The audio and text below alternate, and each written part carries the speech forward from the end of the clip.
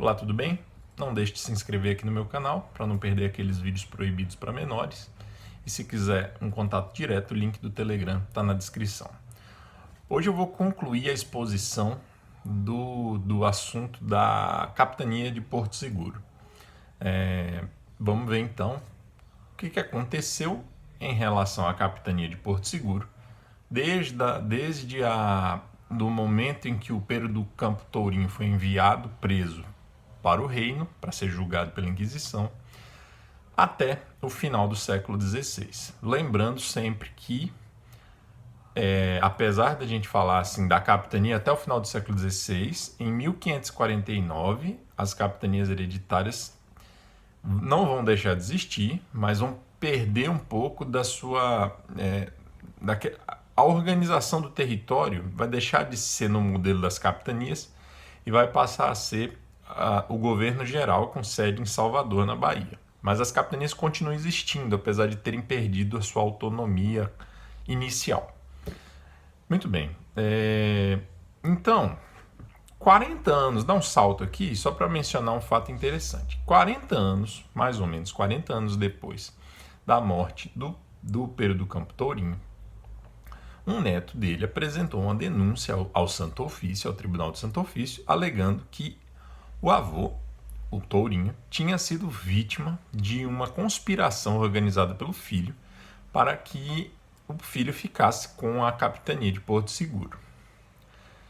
De fato, o filho ficou. Então, o André do Campo foi donatário por 6 anos, o período em que o pai esteve vivo e sendo julgado em Portugal até a morte dele. Então, quando o Pero do Campo Tourinho morreu, em 1553, quem se tornou, de fato, de direito, donatária foi a esposa, a Dona Inês da Pinta, ou Inês Pinto. Tá? Então, esse André foi o donatário que veio depois do pai dele, o Pero do Campo Tourinho. Com a morte do pai, a esposa dele, a mãe do André, Dona Inês, se torna a donatária. Essa donatária, ela estava muito desgostosa com esse filho, André, e pouco tempo depois, menos de um ano depois, ela renunciou em favor do outro filho, o Fernão. Então, pela ordem, Pero do Campo Tourinho, André do Campo, Dona Inês e agora o Fernão. Tudo em família, né? Assim, na família diretamente do Pero do Campo Tourinho. O Fernão, que tinha ido a Portugal, volta para o Brasil para poder exercer a donataria, mas a capitania não prospera mais como prosperou naqueles primeiros 10 anos.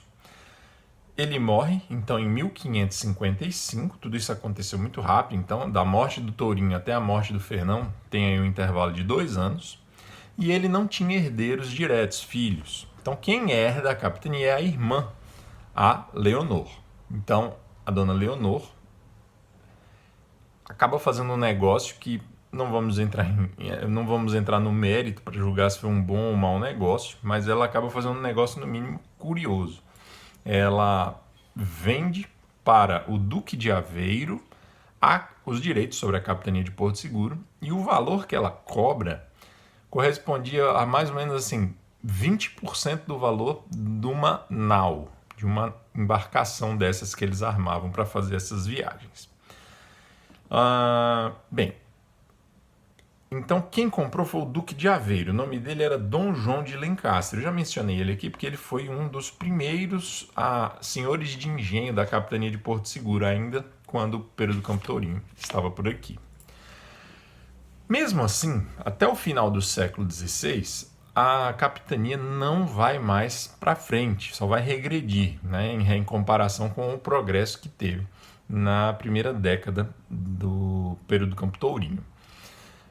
Isso se dá por alguns motivos, mas principalmente pelos ataques dos aimorés. Eu mencionei os ataques dos aimorés no final do vídeo, uns 2 vídeos atrás, e não entrei mais em detalhes, até porque esses detalhes não existem. Há apenas uma carta do Pero do Campo Tourinho para o Dom João III, pedindo que ele mandasse munição, pólvora, e deduz-se que era para enfrentar os aimorés.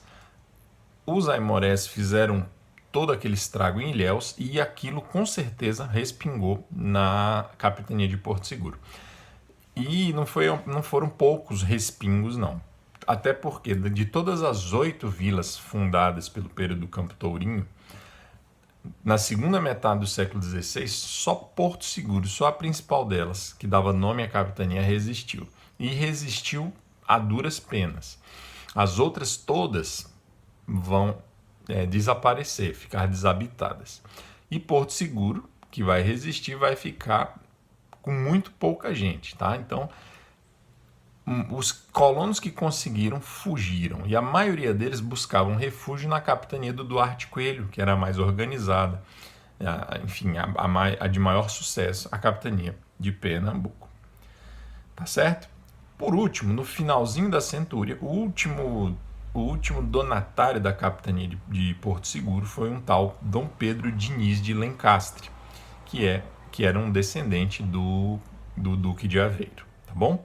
Então é isso, pessoal. Encerramos por aqui essa breve exposição aí da capitania de Porto Seguro. Na semana que vem eu quero tratar, então, acho que dá para começar e terminar a tratar da interessantíssima história da capitania do Espírito Santo.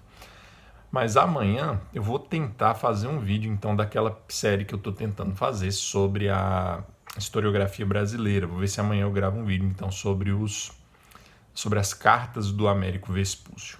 Mas é isso. Nos próximos dias a gente se vê falando aí da capitania do Espírito Santo. Um abraço.